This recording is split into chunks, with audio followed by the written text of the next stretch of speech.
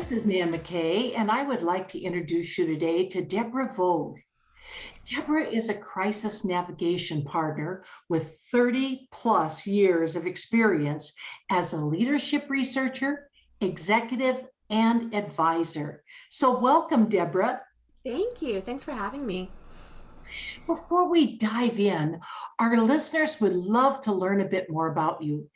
Can you tell us a bit about your childhood backstory and how it affected your life today? Okay.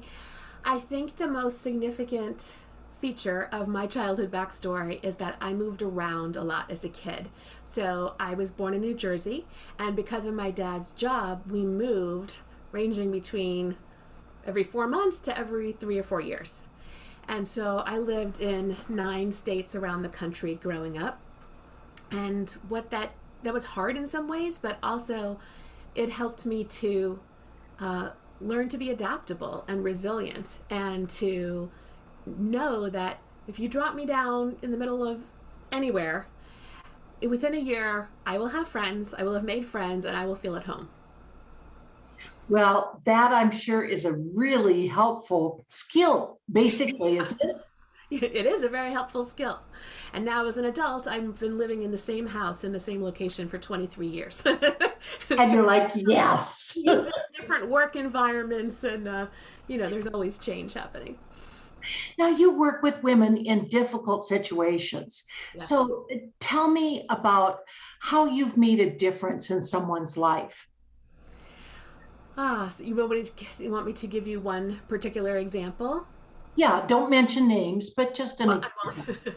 I won't. So I'm thinking of a client I have now who came to me late last year.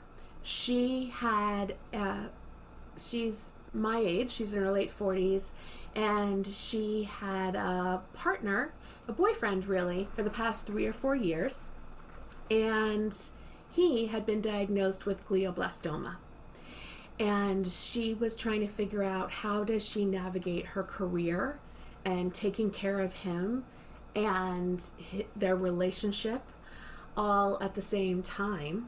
Glioblastoma, as you may or may not know, is a very aggressive, fast moving brain cancer. And so I worked with her in a number of ways and a number of levels. One piece was for us to envision what was the best possible outcome in this situation, and to set up a plan to try and go in that direction. Obviously, I'm not a doctor. I cannot treat or control glioblastoma, but given that the reality is that he was sick and needed this treatment, how did she want to show up with him? Then I also did research projects for her that she didn't have time to do about, for example, treatment for glioblastoma, and that he didn't have the energy to do, and brought back resources to her. I found some. I asked about what was tough for them. I found out that for him, keeping up with housekeeping was hard. They didn't live together. And I found a nonprofit organization and sent her, applied for him so that he ended up getting 2 free house cleanings from someone local who had donated their services to cancer patients. And then I was coaching her at work.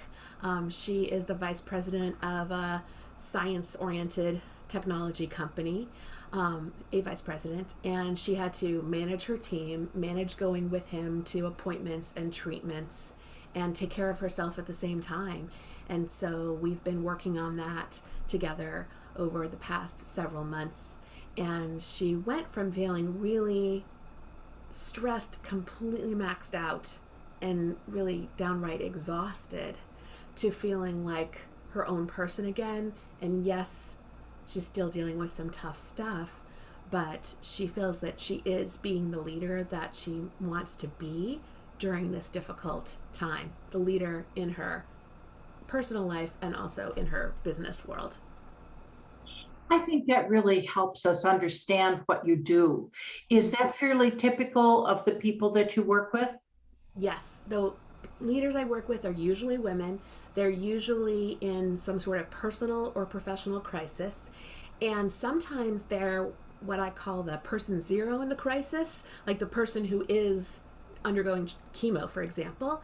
But more often than not, they're what I call the point person, the person who is taking care of the person who's in the middle of the crisis. So some of my clients are moms of kids with mental health diagnoses or physical diagnoses.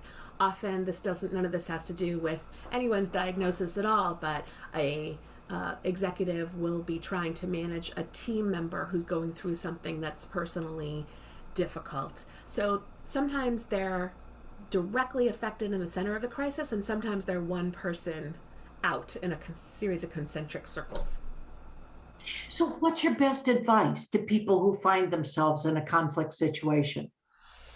Well, it's different, and I try to ask a lot of questions and understand what individuals are struggling with before I just kind of come out with advice, because I want to be a thought partner. I don't want to be someone who sees everyone as a nail and therefore I'm a hammer.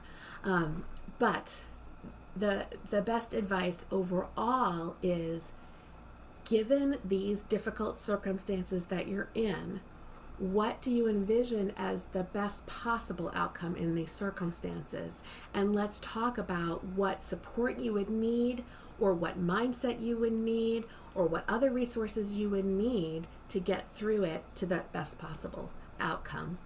And I help people by connecting them to resources and by doing research projects for them, as in the story that I just told you, and by being emotional support, by being a strategic thought partner, and by helping them with their difficult conversations and communications, because crisis always leaves opportunities to have difficult conversations.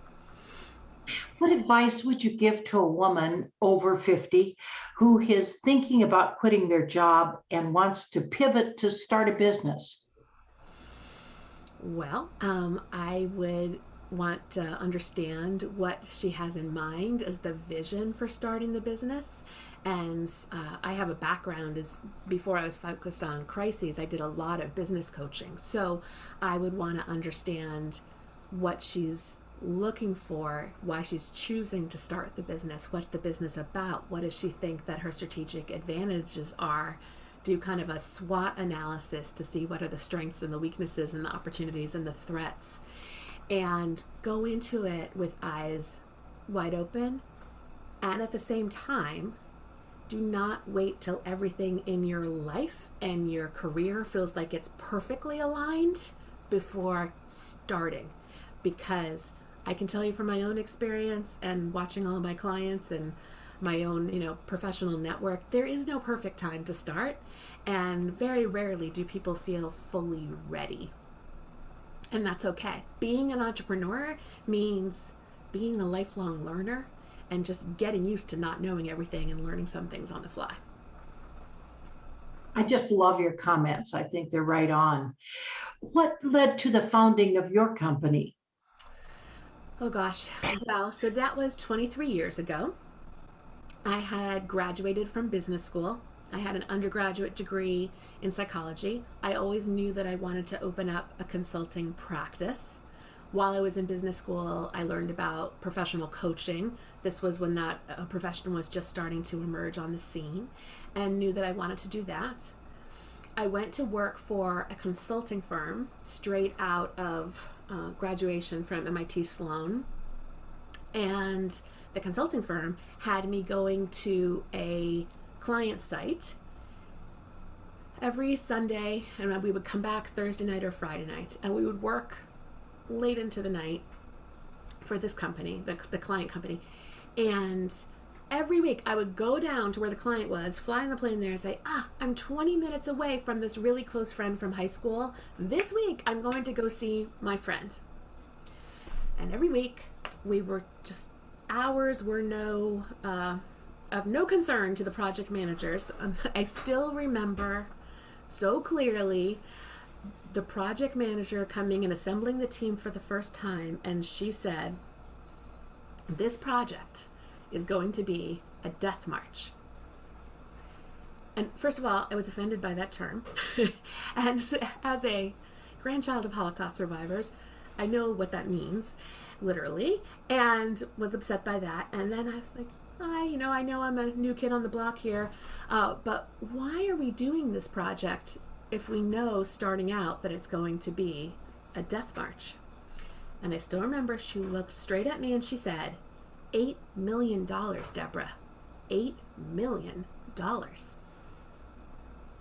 And I said, okay. And $8 million. Anyway, that was the motivation for the firm and for her to finish this project that they knew going into it was practically impossible and was going to burn everybody out. So I was a good doobie, freshman to an MBA, and I went down there every week, and I never did see my friend. And eventually, fortunately, I rolled off this project onto another one. In November, just like a week after I rolled off the project and hadn't made it down to see him, it was Thanksgiving, and my friend's arm kept like falling off the table, and that was strange. So he went to the doctor a few days later, and it turned out that he had lesions on his brain from full-blown AIDS. This was 1998. And he was very, very ill. And I immediately started going down there and spending time with his partner and saying, what can I do and how can I help?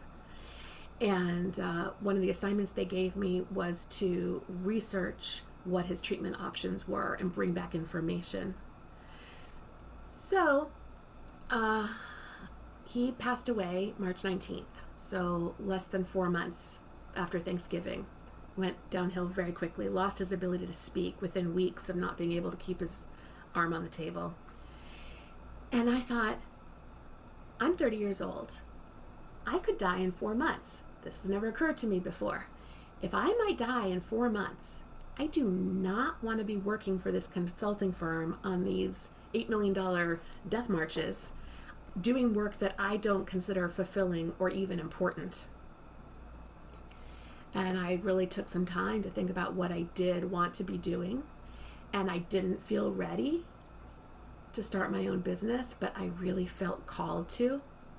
And March 19th, 1 year later, 1999, I filed the papers to start Connect 2, my business. And that's what led to it. It was the kind of early alarm that life is very, very precious.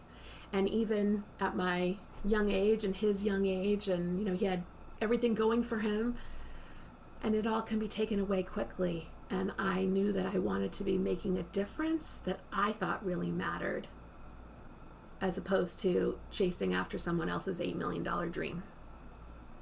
I love that story. That was a fabulous story, and so true, I think, for many people today, that they feel like, especially if they're a little bit older, maybe have passed that 50 mark, they start thinking, is this all there is? Mm-hmm. I want to make a difference. Have I made a difference? Mm-hmm. And I think that's what you were going through even at 30. Yes, definitely. And I'm 54 now, so I relate to that 50-something woman that you're describing, because I am her. And even though I've had my business and it's survived, all this time, so it's been stable, it's also evolved. And I've pivoted in my business and changed where my focus was, from organizational change consulting and leadership coaching and career coaching, to less and less organizational change work and more individual change work over this period of time. And then 2 years ago, I decided to refocus on the theme of crisis, realizing that I had been helping people in crises since I was a teenager. I was just always one of those people went to in really difficult situations. And I'd been a coach since I was a teenager. I learned that when I first learned what professional coaching was in 1997. I was like, oh, I've been doing this my whole life without knowing there was a name for it. And I envisioned what my work as a crisis navigation partner would be, based on what my skills were and what my strengths were and what my experiences had been professionally and personally. Never imagining that 6, 7, 8 months later, there'd be a global pandemic and everyone would be in a crisis. So that pivot, things turned in a whole different direction than I ever even anticipated. they would. And it's been an amazing experience to feel like I've been doing exactly what I'm meant to be doing. And I believe in that. I believe every woman is brilliant. And I believe sometimes it's hard for women to understand the particular ways in which they're brilliant. But once they do, and they can express that to other people, if they build their careers around their brilliance, they will be successful in multiple ways, financially successful and successful in making a difference. Let's talk about that financial for a minute. I really think the number one reason why people are afraid to pivot is financial. Yeah, How are you able to make that financial transition? with courage. I decided a long time ago to believe that if you leap, your net will appear. And I'm not saying you should take every leap there is and that you should jump off bridges, but if you make a well considered leap, that you don't necessarily know before exactly how it's all going to turn out. But if you trust in yourself and you trust in the universe, things often do work out. Even though at the same time, I know crisis crops up for people all the time. So for me, I figured out what I wanted to focus my business on. I figured out a new business model. I chose rates that I thought were very accessible, not what I had been getting paid in the past, because I wanted to pilot this new service that I had made up. I mean, there aren't any other crisis navigation partners in the world that I know of. I'm in the process of registering that trademark, and it's all built around what the unique combination of the things that I do well and the things I'm interested in and experienced with. And so I just set my expectations that it was going to probably be a while. Over time, in the past couple of years, now I have adjusted my rates and come back up to charging what I believe my time and expertise is worth. But having the pilot process was so valuable. And I did that originally when I first started my coaching business too. It was easy for me to say, here, I can help you in this way that's clearly deeply discounted. And I want to see if I can help you. And I want to learn from the experience of helping you to see if I can make a viable business of it. So being in the energy of experimentation and trying things out and piloting things, as opposed to feeling like I had to have the perfect system out of the gate, made it easier financially. And I adjusted my expectations. I'm a single parent. I am not living off somebody else's income or trust fund. To be honest, I borrowed some money from the equity in my house to make that pivot, but I feel like there was no better bet than investing in myself, and that has paid off. So getting creative, looking for support, seeing what you can do without. Can you lower your expenses in some areas while you're building up? There's lots of things that you can do. I remember reading this book. What was it called? I read it when I was, I think, between college and business school. So it was the early 80s, the late 90s. I forget the title of the book, but the point was you don't have to earn your corporate salary if you go to start your own business, because you won't have some of the corporate expenses anymore. The life of having a corporate career expenses anymore. For example, this was the example of the time and now not very relevant to us in the 21st century, but was relevant in the late 80s, early 90s. If you start your own business and you're working from home, you won't need to wear pantyhose every day. How many pairs of pantyhose did we all go through having to dress up to go work in a corporate environment? Dry cleaning bills, you won't have those. So instead of just assuming that you have to earn the equivalent of the gross of your former salary, really think about what the expenses are and how you might be able to go down in your amount of income initially without affecting your quality of life. I think that's great advice. What are some of the other planning steps that maybe you could take in order to create a business? Any advice there? I would say do all the research and practicing and piloting you can do before you say goodbye to your full time job, if that's an option. There's lots of people that I've worked with that have been unemployed and decided to start a business versus get another job, and they don't have that cushion. But if you can take it, I always say try to make your mistakes on somebody else's dime before you're making them on yours, because you will make mistakes because you're a human being. So if you can do that, as your side gig or side hustle for a while before you go full time, that can be really helpful. Another piece of advice is once you know what you do really well, allow yourself not to do the things that you don't do really well. So I'm an advocate for a strengths-based business, that you build your business around your own brilliance and you adjust your expectations so that you're not doing everything and you're not doing everything by yourself.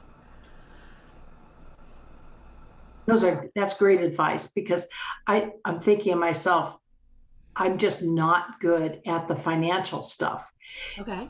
as I should be. And so I immediately went out and hired a bookkeeper, and now I just put them on a spreadsheet and give to that person. And that's an example of one of the things. We have so many opportunities today. It seems like with Fiverr and Upwork and people that you can hire to do some of the things that you don't do well. And you can support another woman's business by outsourcing too, True. which is That's great. true. And I would say, after a few years, I hired a bookkeeper too. I'm good at bookkeeping. I could bookkeep all day long. I would really get into studying it and writing reports. And I'm not kidding you, I would spend like 7 or 8 hours a week on bookkeeping for my business. I'm the only employee of my business and personally, but I would obsess. And so eventually I gave it away, not because I couldn't do it, but it really wasn't bringing anyone else value to have me obsess over this. If I went and got 1 hour of work per week, and out of that 8, I could pay the bookkeeper to spend the 2 or 3 hours a week she needed to spend easily. So that's another piece of it too, is leverage. Particularly as a single mom, what Yes. are your best tips to integrate work and family life? Prioritize. Be super, super clear about what your top priorities are. When things are rough, you might only be able to meet your top priority, and that's okay. And it helps to know in advance what those are. So I always work with my clients on understanding their unique definition of success, which includes their top needs, their top values, and their top priorities. And when you make a decision about what your priorities are before you're in the crisis or before you're faced with the dilemma, it becomes so much easier to make decisions under pressure. So my number one priority has been and will continue to be until my second child graduates from high school in a year. My number one priority is to be a present mom for my kids. Any earning I have is great, but it comes after that. So if I haven't, lots of times in my business, I haven't earned as much money as I would have liked to put into savings and retirement and so forth, because I needed to be there for my kids. And when it comes down to it, it's more important to me to be a healthy present mom than it is to have a savings account. So I made choices about how I was spending my time accordingly. And I really encourage people to go through that. It makes decision making easier when you can turn to your list of priorities and your values.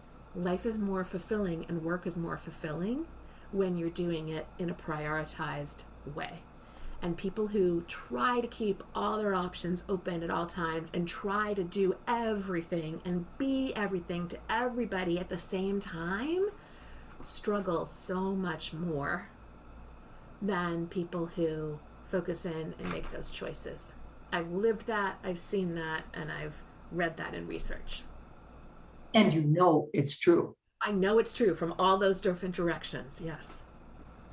At the end of this interview, what are the 3 top actions that you'd like people to take from your experience? So I believe, from what I've seen, that crisis is inevitable in all of our lives. We'll live a long time now, hopefully, and we will have difficult situations come up inevitably.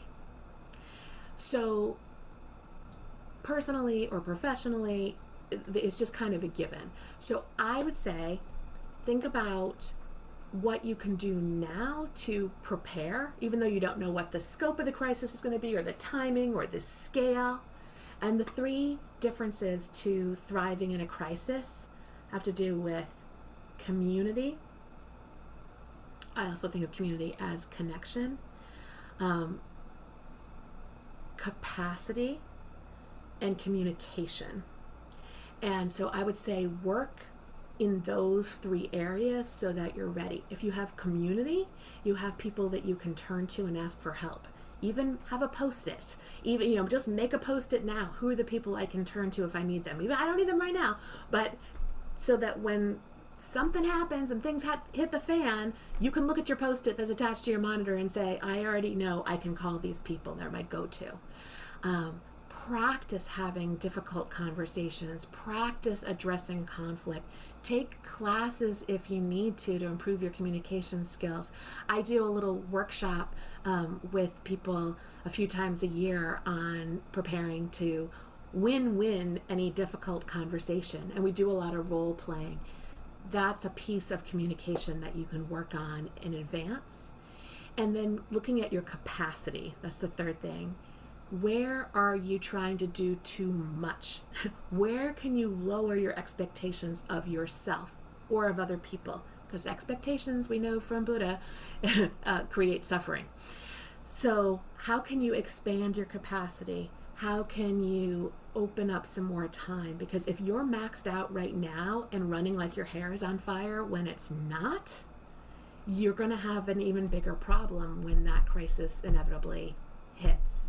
So I don't like to be, my name's Debra, and ever since Saturday Night Live came out with the Debbie Downer character, I've always been afraid that people would think I'm a Debbie Downer. So I don't want to be a Debbie Downer by saying to you, crisis is inevitable, but I'm meaning it in a positive way, that if you work on expanding your capacity, improving your communication skills, and really building a community, then you're going to be in a much better place when it happens.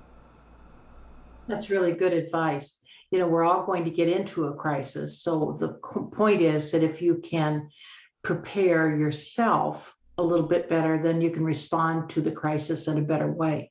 Mm-hmm. Absolutely. What's your best tip for entrepreneurs today?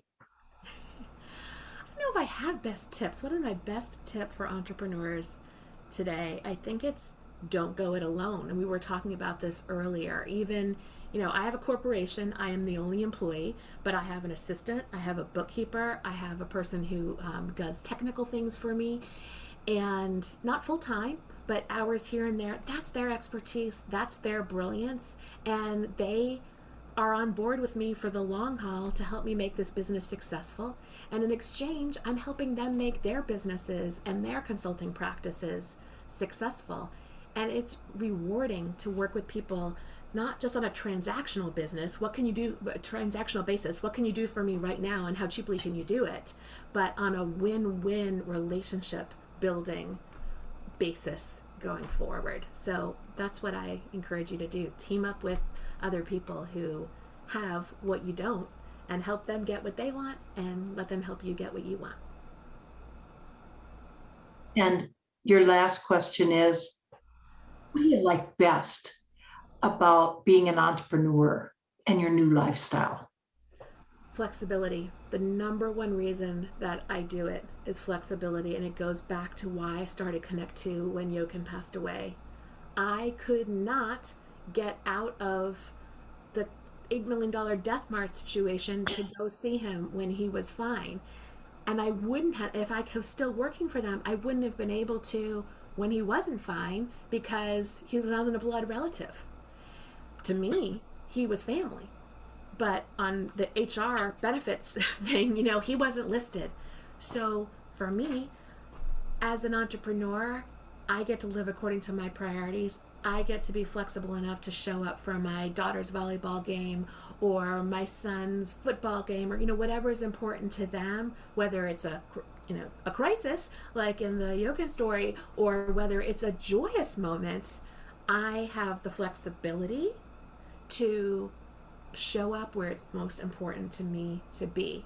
Yes, that means I end up working evenings sometimes. Yes, that means sometimes I work in the middle of the night, but mostly I work during the day, and I couldn't have this kind of flexibility were I to be employed in any traditional setting. And maybe now post-pandemic I could, but I've stuck with entrepreneurship, especially because of flexibility.